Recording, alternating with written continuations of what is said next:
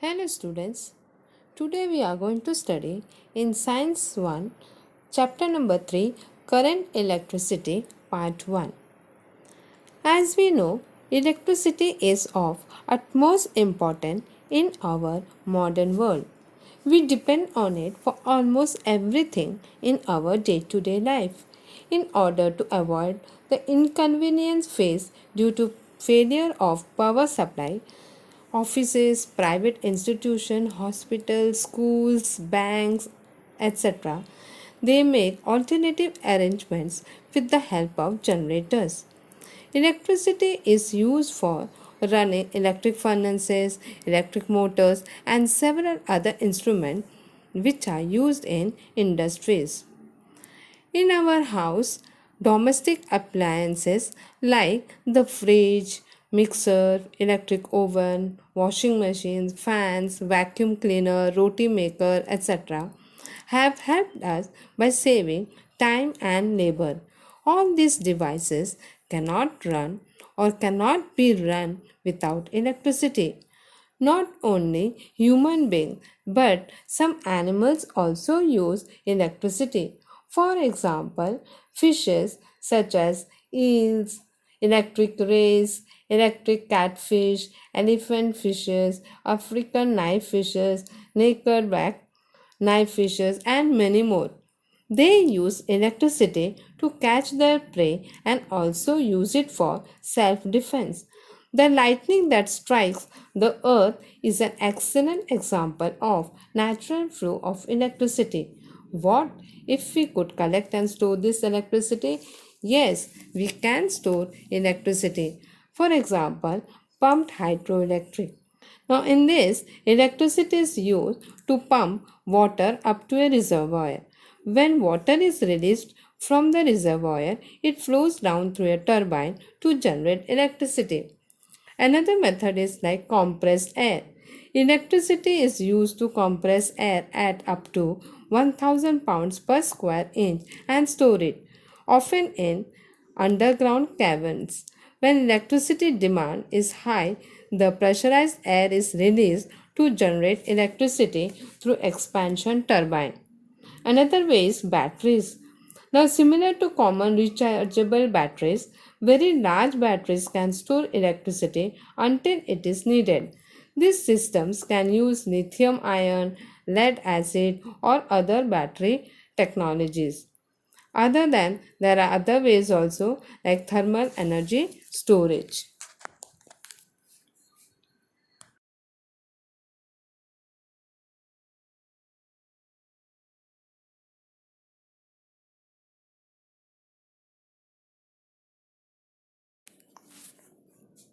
Now we shall see what is meant by potential and potential difference. Now in the picture you can see two tanks which are filled with water. Now you can see in the picture that in the top picture you can see that water is exact the same level in both the tanks. So water will not flow. But below that if you see that water in the tank A is at higher level than the water in the tank B. So what will happen? Water will flow from tank A to tank B. Similar way, the flow of electric charge between two points depends on a kind of electric level at those points, and this level is called as electric potential. So the water will flow from tank A to tank B and it will stop flowing when both the levels are equal. Now, in case of electricity, a positive charge flows from a point of higher potential to a point of lower potential.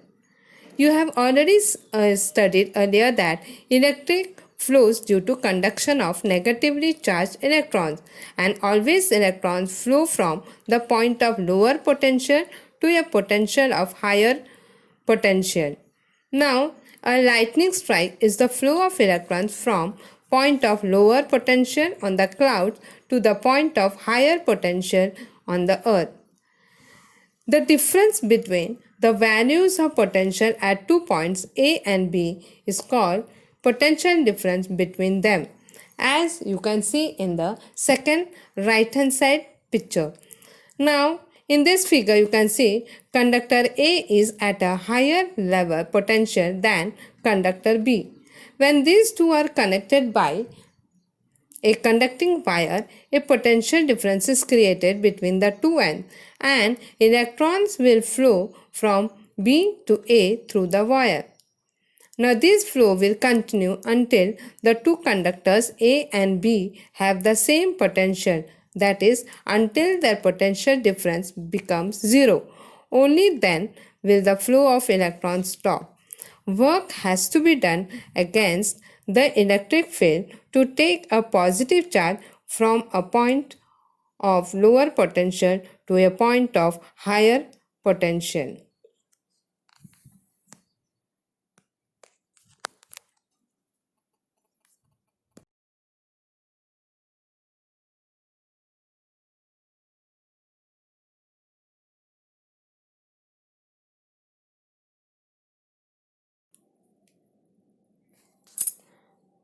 Now we shall see potential difference of a cell. The difference in potential between the positive and negative terminals of a cell is the potential difference of that cell.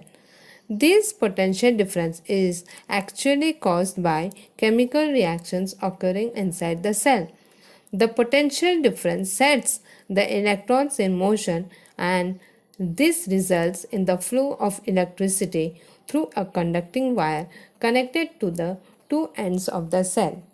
That means the potential difference between 2 points in an electric circuit is defined as the amount of work done in moving a unit positive charge from one point to the other desired point. So, potential difference between the 2 points will be equal to work done upon quantity of charge moved. Example, if we say the potential difference between 2 points is 3 volt, it does mean that 3 joule of work is done in moving a unit positive charge between those points. So, the unit of potential difference in a SI system is volt.